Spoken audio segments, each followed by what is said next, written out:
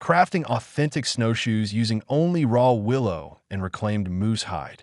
In the quiet expanses of late spring, when the snow begins to soften and the riverbanks drip with the first hints of thaw, there is a skill as old as the land itself: crafting snowshoes by hand.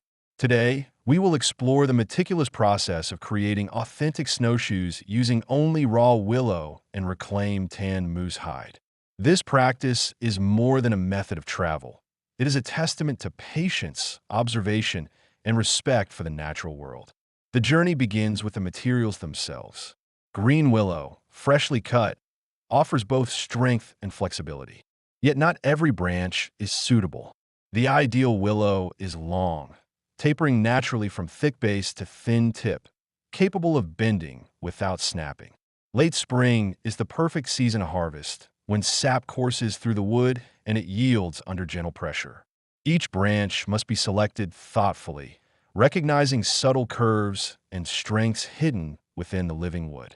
The choice of willow is a quiet dialogue with the tree, a conversation of touch and eye, sensing the possibilities inherent in each piece. Equally essential is the moose hide, reclaimed from previous use and carefully tanned. Durability is paramount. The hide must withstand tension, resist tearing, and, as it dries, lock the frame into its precise shape. Before any cutting or weaving begins, the workspace must be prepared. Late spring slush is cleared, leaving a flat, firm surface large enough for the full teardrop layout of the snowshoe. It is here, amid damp earth, scattered leaves, and lingering traces of winter, that the process truly begins. Shaping the frame requires patience and a delicate touch. Controlled heat and steam are used to coax the willow into the classic teardrop silhouette. This is a careful negotiation. Too much heat and the wood may snap, too little and it resists bending. Temporary wooden spacers hold the frame in place, maintaining width and structural integrity as the wood cools and settles. Thick sections are shaved to reduce weight, balancing the snowshoe for long-distance travel across deep, powdery snow. Every curve, every taper is deliberate, ensuring both resilience and functionality. Once the frame is shaped, attention turns to the moose hide. Stripped into uniform lengths, the hide is soaked to reach the elasticity necessary for weaving. As it softens, it will shrink and tighten upon drying, locking the willow into a firm, reliable shape. Tension must be carefully assessed. Too loose and the frame may warp, too tight and the hide may tear. The craftsman observes subtle changes in the material, responding to its behavior with gentle adjustments.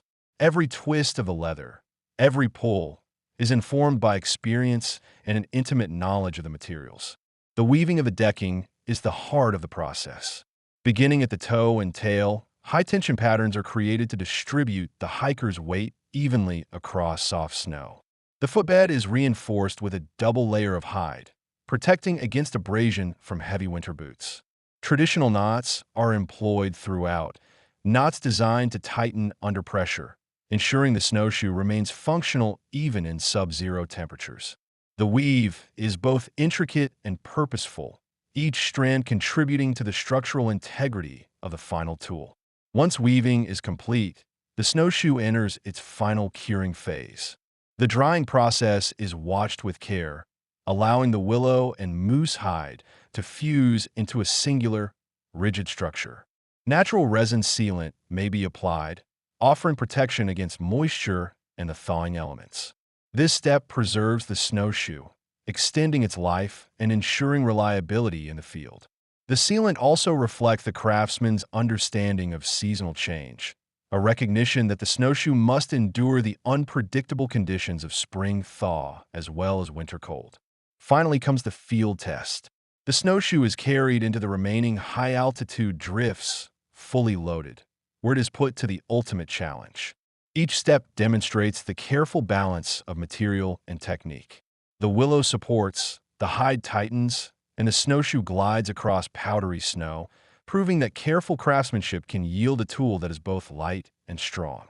Success is measured not in speed or distance alone, but in the confidence with which the traveler moves over the wintered landscape.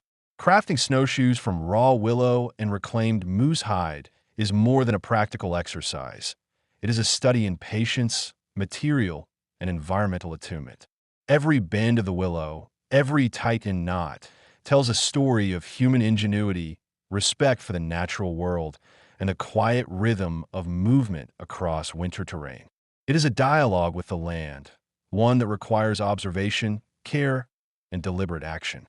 For those who undertake this craft, the rewards are tangible. Each snowshoe becomes a bridge between past and present, a connection to generations who relied on the same principles to traverse frozen landscapes. These snowshoes are tools, yes, but they are also a celebration of human skill and our ability to adapt with grace, using nothing more than raw materials and knowledge handed down through time. In the end, crafting snowshoes is not merely an act of construction. It is an invitation to slow down, to observe, to interact with the environment with respect and purpose.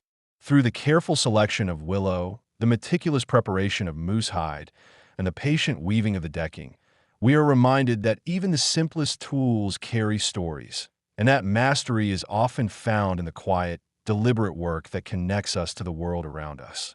May this guide inspire not only the creation of a practical tool, but also a deeper appreciation for the enduring lessons hidden in the natural world.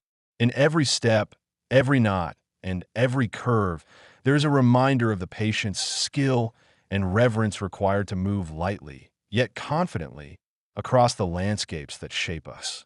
Looking for more detailed instruction? Here is a resource. https://www.snowshoemag.com/making-your-own-snowshoes- from scratch-2